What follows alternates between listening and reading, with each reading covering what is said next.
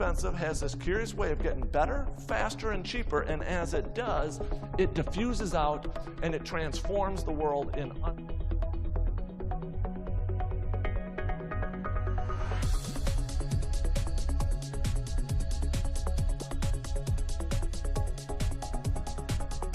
There's this other quote from Lao Tzu. He's an ancient Chinese philosopher, and he said, "To attain knowledge, add things every day.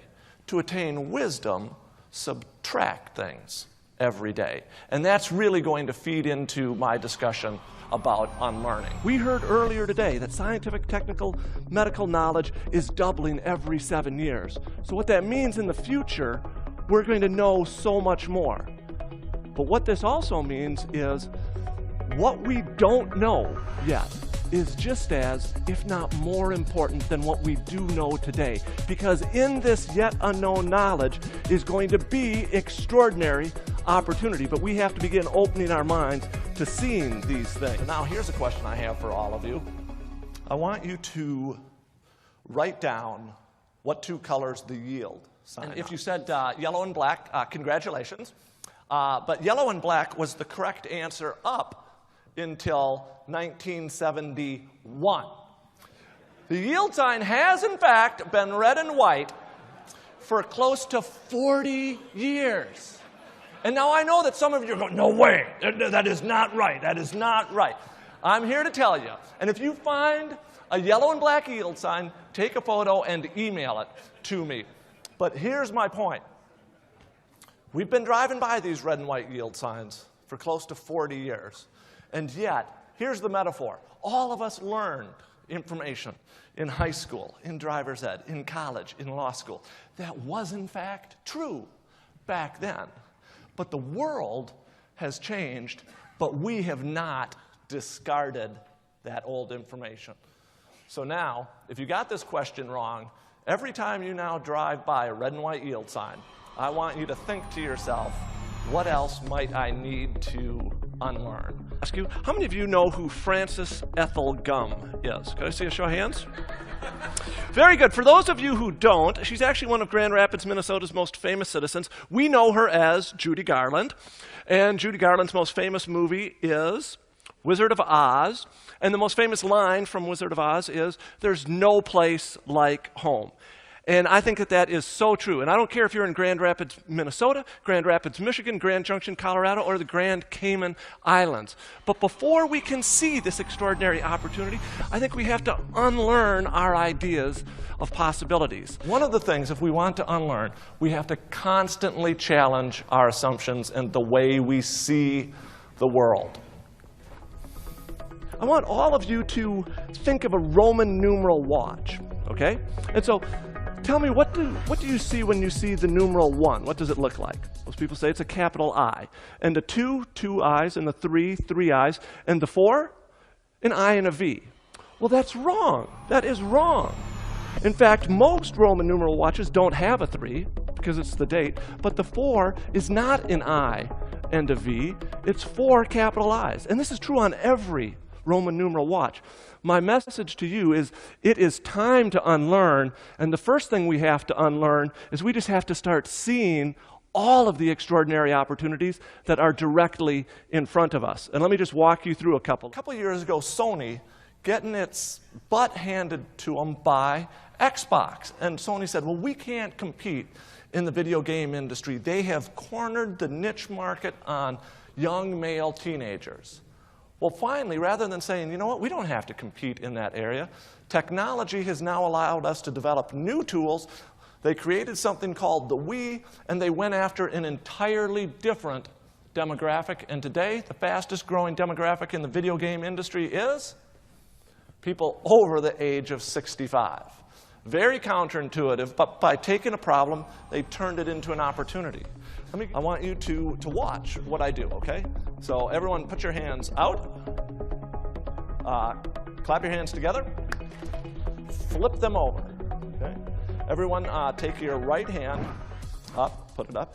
So everyone, this is your right hand. I now want you to put it over your left, so that your thumb is over your left, okay? So that everyone, and now I want you to clap your fingers together, or the two index fingers. So if you've been watching, you should be able to do this. How many of you can do that?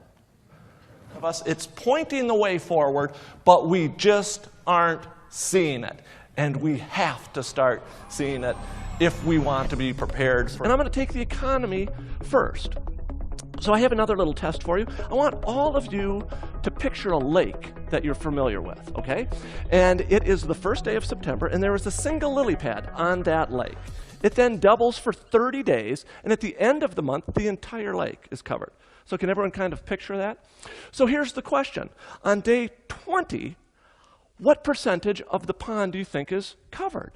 Well, the answer surprises a lot of people. It's 1/10 of 1%. Even though it's been doubling for 20 days, it just covers a fraction. But what happens in the next 10 days is really nothing short of amazing. By day 25, it's still only about 3%.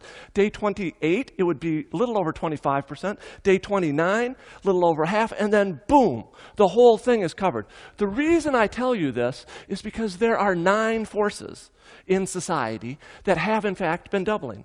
Moore's law, data storage, bandwidth, the sequencing of the human genome, advances in robotics, all of these things have in fact been doubling, but we're only at day 20. So when we need to, the way we need to think about the economy is we're just but a fraction of the way into this. There's going to be extraordinary opportunity in the future. Here's another way I want you to think about the future. The future is actually going to be very cheap or inexpensive. Can I see a show of hands? How many of you remember the 1991 hit movie Pretty Woman? Can I see a show of hands? Most of you do. And if you remember the movie, Richard Gere's character is a super successful businessman. And so in 1991, to show that he is a super successful businessman, what device did they show him using? Can you remember? It's this brick-like cell phone. He's kind of walking down the street, and he's the man, isn't he, in 1991? Well, he was, and that device cost $5,000 in 1991. Now, fast forward to today. This picture on your right is a sign of the times. It's an unemployment line out on Wall Street. But if you look closely, what does every unemployed person have? Well, it's a cell phone, but it's not just a cell phone, is it? You can also access the internet. You can store every song you ever purchased on it. You can social network. If you are so motivated, you can shoot, edit, and produce a movie on that device. So it is a demonstrably more powerful tool at a fraction of the cost. Here's how I want you to think about this, is that it has taken, it's been estimated, 100 million hours to create Wikipedia. That sounds like a lot of time, correct? Well, here's another way to think of it. 100 million hours is the amount of time Americans are going to spend watching television commercials this weekend. That is a little humbling. But Tom, you can't tell me, if we could just access citizens to help other citizens get engaged in democracy, can we do extraordinary things? Absolutely. So it doesn't require just reaching out to small subsets. We have to engage everyone just a little bit. It's a fundamentally different way of viewing the optical. With this famous optical illusion. Can I see a show of hands? How many of you see the picture of an old woman? How many of you see the profile of a younger woman? How many of you can see both? Okay. And if you can only see one or the other, you can train yourself to see both. But here's the metaphor I'm trying to make, is for years, all of us have thought of mentors as being older and more experienced. And that's entirely appropriate. And there will always be a role for that type of mentorship.